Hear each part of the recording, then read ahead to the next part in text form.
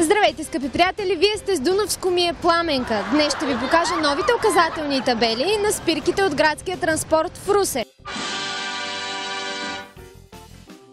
Чудесно! Браво! Табели има, но голям смисъл от тях няма. Що? Може да са на 2,30 м височина, но за сметка на това са с дребен шрифт. Нищо не се вижда. Това е недомислица. Много е дребно и не се вижда. Една такава табела и каквато и да било табела трябва да се сложи на нивото на очите, нали? Няма как да се сложи като знаменател. Ние от Господари на ефира винаги имаме решение на проблема, затова, скъпи пътници, дръжте се, идвам на помощ. Шабра! Нищо не разбирам.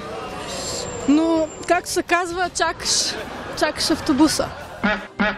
Да, от тук се вижда. От тук е добре, ама отдолу трудно.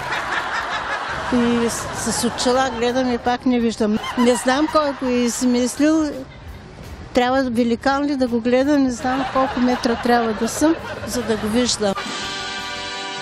Предлагам ви да сключим един договор и да стана един ваш подизпълнител, с което се ангажирам на всяка спирка да сложим по една такава стълба, за да знаят хората кога им идва автобуса, кога може да сключим договор.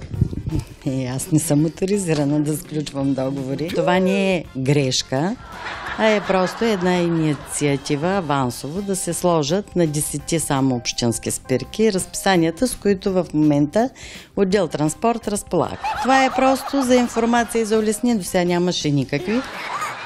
Сега все пак разбирам, че някои от гражданите, нали, малко е височко и по-дребени шрифта и не могат да се обслужат, но има и такива, които ги виждат. Проектът първа се подготвя. Ще има и електронни табла, които пък ще показват кое превозно средство от коя линия пристига. Това ще се случи през първото 6-месечие на 2015, но дата и съответно месец не мога да кажа. За Господари на ефира от град Русе, аз съм Пламенка Тонева.